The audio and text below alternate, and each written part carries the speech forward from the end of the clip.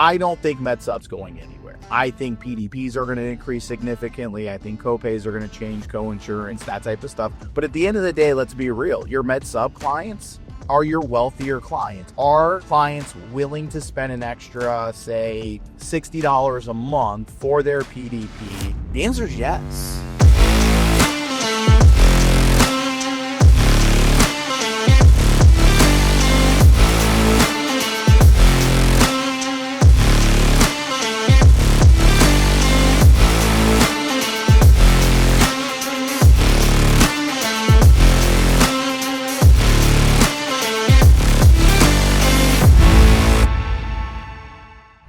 Good morning, everybody. It's been a little while. I got to start getting back into these. I got this 45-minute drive to work every single day, or at least 3-4 days a week. I was talking to Curry yesterday. Did a quick little video with him, just kind of the evolution of EIP, and did the podcast style video. And something that came up, and I really want to touch on it. Something that I think about a lot. It's a question I get asked by the carriers all the time is, do I think Medicare Supplement's a dying market? I mean, I look back at the carrier, I'm like, you tell me, because you know more than I do. But I mean, if you just look at, really what's happened since COVID, 2020, 2021, it's pretty obvious what's happening there. Are the carriers going to be able to figure it out and make money, right? Insurance carriers are here to make profit. They're here to make money. Let's be real, even though Medicare Supplements are probably some of the best, not probably, I mean, it's the best insurance that I've ever sold. It's the best insurance that many of our clients have ever had. When we talk to them, it's amazing. But, the question is are these carriers able to figure it out? I'm very optimistic with certain carriers, and other carriers I'm not so optimistic about. Just recently, I think within the past couple of days, a couple of the, call it, major carriers in the space today that have some really good rates, reduced comp, across the board, with in all states. Some carriers are just reducing comp in the new birthday rule states. It's definitely a market that I'm still trying to figure out myself, but here's my 2 cents on it. At the end of the day, the market's got to right itself. If you look at MA, you look at PDP, you look at Med Supp, they're all trying to figure it out. I mean, I've been doing this since I was 20 years old. I'm 37 now, just turned 37. So I've been doing this for 17 years now. There's been a couple, bumps in the road over the years, but this volatility is the most that I've seen, with the TPMO stuff, with COVID, with there's just a lot of stuff. Surface area reductions. I was just recently told by a buddy of mine in the industry that, we're going to see some significant SARs again this year by a couple of the major players. One of which that had some really big SARs last year are going to have some big SARs again this year. So it's not just Med Supp. It's not just in the PDPs. I was also told by a very credible source that PDPs are going to increase again significantly, which makes all the sense in the world. I mean, we all knew it was coming. We knew it was coming last year, and we expect to see it again this year. So what do I personally think is going to happen with Med Supp? I think it's going to be around. I think the carriers that ultimately weather the storm, that figure it out from a rate perspective, whether it be cutting comp, and as much as I hate to say that, because we're going to write 40 million. Roughly, it'll be between 35 and 40 million. It just really depends on the hiring and the mix of business the rest of the year. We'll write between 35 to 40 million in Med Supp premium. That's not my downline. That's my true LOA agents in office that write business that we advertise for. And we'll write about 6,000-ish MAs this year, far more than we've ever written before. So who does that affect? That affects me significantly, right? Am I upset that some of the carriers are cutting comp in the birthday rule GI states? Yeah. I mean, it sucks. I got to pivot my business because we work nationwide, but I understand it, right? I don't want every single carrier to go out there and say, hey, we're going to change your comp from, say, 25, 28%, whatever level you're at, to half of that or 5%, right? I do understand it. So we're going to have to pivot just like the carriers are pivoting. And we're going to have to navigate that as time goes on. Rate increases are going to have to slow down.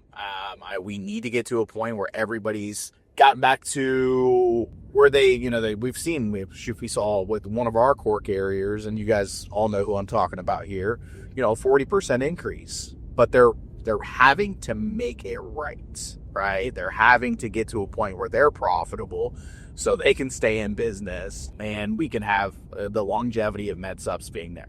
I don't think Med Supp's going anywhere. I think PDPs are going to increase significantly. I think copays are going to change, coinsurance, that type of stuff is going to change as time goes on, right? And they're going to have to figure out ways to make PDPs work. But at the end of the day, let's be real. Your Med Supp clients are your wealthier clients. Are they willing to spend an extra, let's just say PDPs go from, I don't even know what the average is this year, but let's just say it's $40 and it goes to $80 or $100. Okay, are clients willing to spend an extra, say, $60 a month for their PDP, now paying more for their Medicare supplement? Let's just call it, our average AP right now is about $1,700, but even if you say it was $200 a month, $2,400 a year plus $100 for a PDP. Now they're paying $300 plus their Part B. The answer is yes. Right now, it's going to be a smaller segment of the market. Okay, it's going to be less people that are probably enrolling in a Medicare supplement. Yeah, that's true. I do truly believe in that, and I'd love to tell you we're gonna do 70% Med Supp ish this year, 30% Medicare Advantage this year. I'd love to tell you that the trend of 70-30 is going to stay true. It's not. It's not. We actually, through 2030, so over the next 5 years, we're putting our models where we're going to lose about 5% year over year on Med Supp. That'll go towards Medicare Advantage. So come 2030, we'll be roughly 50-50. Why? Because it is a shrinking market because of the fact that it is getting more expensive. But I ask myself this all the time, and I'm going to ask you guys this, is if you have the opportunity as an insurance agent, if you truly know what Medicare supplements are you going to buy a Medicare supplement for yourself? Are you going to buy a Medicare Advantage? Me, 10 times over, I'm buying a Medicare supplement. Why? Because I want the freedom to go to any doctor or hospital that I want to, right? I don't want to have to worry. I'd rather pay my fixed monthly premium, okay, and not have to worry about any crazy out-of-pocket expenses. I don't want to have to deal with referrals, right? That's me. And I most of the people that I ask, and I've asked this to some of the largest call centers in the market, okay, I've asked their C-level team, and these are the groups that don't write any Medicare supplements, or very, very few Medicare supplements. And I go ask them, hey, would you rather buy a Medicare supplement or a Medicare Advantage? What would you rather put your family members in, a Medicare supplement or a Medicare Advantage? What do you think they say? Medicare supplement. Okay. So do I think it's going to be around? I absolutely think so. But what we need to do is we need to work with our carrier partners to ensure that listen, again, it's a business. We've got to understand why they're making these moves. We've got to understand that they're trying to right the market when it comes to premiums, right? When they're losing, 5 to 10 cents on every dollar, that doesn't make any sense for a business. We as agents and agencies are still getting paid, but these carriers are losing 5 to 10 cents on the dollar in certain circumstances. Not many of them are, right? In certain areas, of course, that's just insurance where you win and you lose, but they've got to win. So let's help them. And I don't know what as agents and agencies that we can do other than just writing good, clean business with them. But, let's not beat them up too bad for the things that they're doing. Now, do I expect the carrier that ended up dropping their rates, call it or their commissions by 20-ish%, across the board? Do I expect them to lose market share? Yes. Do they probably expect to lose market share? I would assume so. If they don't, that's kind of funny. But they expect to lose market share. I mean, there's a reason why some of these MA carriers are now only doing D-SNP. Got rid of all their traditional MA and only doing D-SNP, right? Are they expecting to lose the business?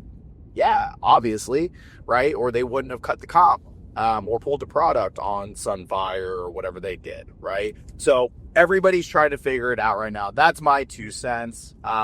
There's volatility in Medicare. I think volatility in Medicare with the new administration, I hope this is the last year of kind of the volatility. We start seeing the dollars come back out, things starting to level back out, but I don't have a crystal ball. I've talked to a lot of carriers. I've been out on the road a lot this year, just at the different carrier rollouts. I wouldn't say rollouts because that comes out more, mid-year, but just at the carrier advisory councils and stuff like that. And I'm hearing the same thing, but I am also hearing the same thing of uncertainty. And that's not just, from the carriers. That's from agencies of my size, right? The big groups out in the market. There's a lot of uncertainty in the market. Is Medicare going away? The answer is no, right? I truly believe nothing is going to happen with Medicare, but there is going to be volatility. Everybody says when there's disruption in a market, there's a lot of opportunity. Yes, I mean, that's the saying that everybody says. There will be, and there's going to be people that have to exit because they just can't make the numbers work and everything else along those lines. But at the end of the day, I mean, it's not a huge disruption. You just got to be ahead of the service area reductions, the rate increases. Yeah, if there's a 40% rate increase, on a book of business that you have, you should be proactive reaching out to those clients. Doesn't mean that you have to move those clients, but you should be proactive reaching out to those clients and saying, hey, just an FYI, this is coming down the pipe, or you may have already seen it. I'm here to help you if you need me, right? Is the conversation that we have with a lot of our clients. So being proactive instead of reactive, being ahead of it versus being behind it, and really positioning your business to be successful. So yeah, that's my 2 cents on it. I mean, we'll see what happens through the rest of this year. Kind of, I'm paying a close attention to it, because if I have to pivot my business, that's what we have to do. We pivoted a little bit this year, late last year, late Q3, early Q4. I think I've touched on this on a couple of videos. We started a final expense division. It's the first time I have ever done that. Super happy with what I'm seeing thus far. It's new to us, and we had 13 agents. We're down to, I think we're definitely down way below that now, but we just hired 30 agents, I believe, that are starting, 33 that start on Monday. So don't know the exact head count till they show up or don't show up on Monday. But I am pivoting a little bit. I wouldn't say pivoting is the right word. I'm diversifying into other areas, just because of the fact of the volatility of the market. It just made me realize that I wanted to diversify into other lines, and we're going to be working into getting into wealth here in the near future. We're also going to be working into ACA. I know a lot of people, I don't plan on doing a huge piece of my business with ACA, but I'm going to diversify. I might even get into PNC.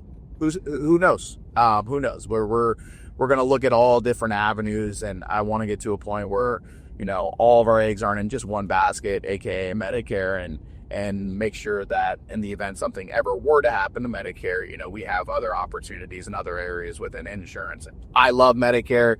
Of course, I love Med Supp more than I do Medicare Advantage. There's a need and a place for Medicare Advantage. I think Medicare Advantage is still better than any other health insurance that's out there personally. And it's very similar to individual, ACA group, but it's free for the most part.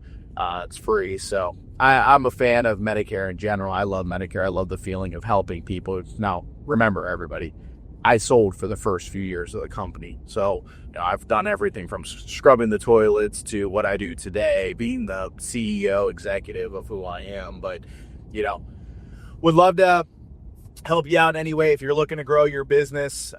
We've added on a few pretty decent sized groups on the brokerage side this year.